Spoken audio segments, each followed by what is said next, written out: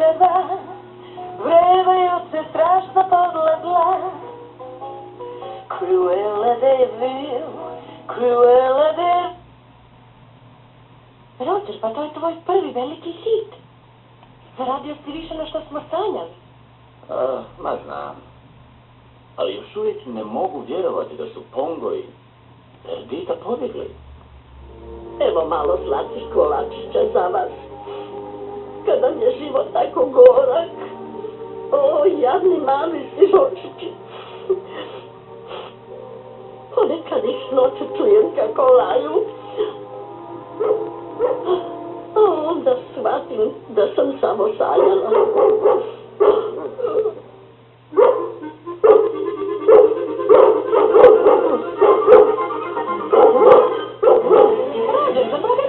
Pa to su labradori! Ne, samo su zmazani u čađe.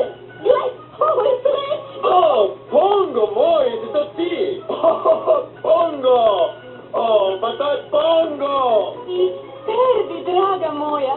I Fleka, i Buco, i Penny, i Pjegica. Svi su ovdje, dragi moji maleni. Ovo je čudo! O, Roger, kakav predivan Boži. I gle, ima ih još puno. Gle, Anita, posuda psići!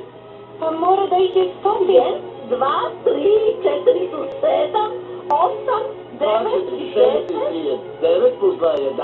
Ovdje ih je 36. Poslovi 47. 13, 14, 18, 65. 10, 11, 12, 13. Čekaj malo, još Da vidimo, sad to je 84, dodaj 15 plus 2. To je 101. Zar 101? Pa odakle su svi došli? O, Pongo ti lopuža stara. A što ćemo s njima? Zadržat ćemo ih. U ovoj kućici? Kupit ćemo kuću na selu. Imat ćemo farmu. Farmu Dalmatinera. O, Roć, pa to je pravo nadahnuće. Biće to prekrasno. Imat ćemo farmu Dalmatinera. Farmu Dalmatinera, kažem.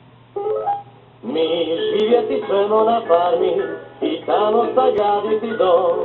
I naša se klapa za 100 šapa, zavoljeti sveći dom.